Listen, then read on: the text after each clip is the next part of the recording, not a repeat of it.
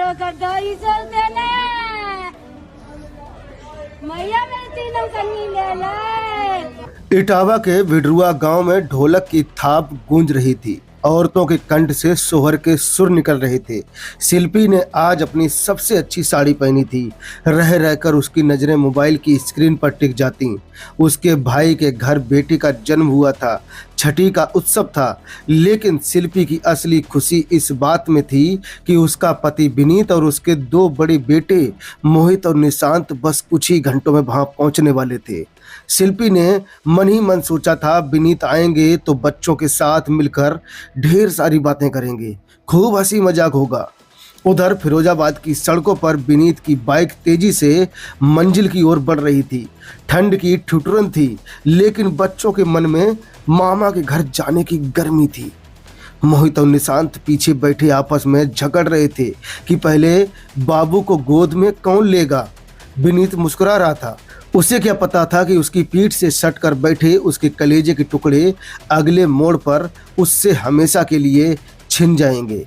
जसवंत नगर के पास national highway पर अंधेरा गहरा था। एक पेट्रोल पंप के पास एक भारी भरकम ट्रक काल बनकर खड़ा था। जैसे ही विनीत की बाइक करीब पहुंची, ट्रक अचानक पीछे रिवर्स मुड़ने लगा। एक जोरदार धमाका हुआ, कांच के टुकड़े बिखरे और फिर एक भयानक खामोशी छा गई। हाईवे की लाइटों के नीचे 3 जिंदगियां लहूलुहान पड़ी थी, जो उन्होंने छोटे बाबू के लिए खरीदे थे, सड़क पर बिखर चुके थे। बिडरुआ गांव में अभी खाना परोसा ही जा रहा था कि विनीत के साले संदीप का फोन बजा। दूसरी तरफ से आई आवाज ने उत्सव के उस घर की दीवारें हिला दी। संदीप के हाथ से मोबाइल छूट गया। जब शिल्पी ने अपने भाई का उतरा हुआ चेहरा देखा तो उसका कलेजा कांप गया। उसने पागलों की तरह पूछा, क्या हुआ? विनीत का फोन आया, कहाँ तक पहुंचे वो? संदीप के पास कोई शब्द नहीं थे, बस उसकी आंखों से बहते आंसू सब बयां कर रहे थे।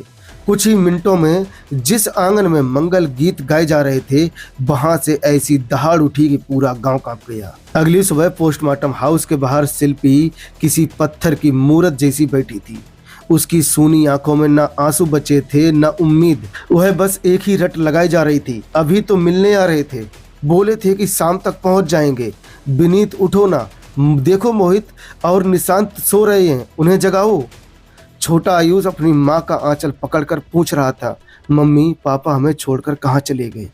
भैया खेल क्यों नहीं रहे हैं? उस मासूम के सवाल का जवाब वहां मौजूद किसी भी शख्स के पास नहीं था।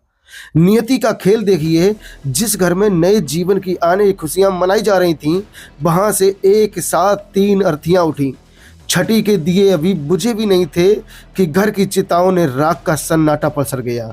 ये सिर्फ एक खबर नहीं, एक हंसते खेलते संसार के उजड़ने की वो दास्तान है जो ताउम्र शिल्पी की सिसकियों में गूंजती रहेगी।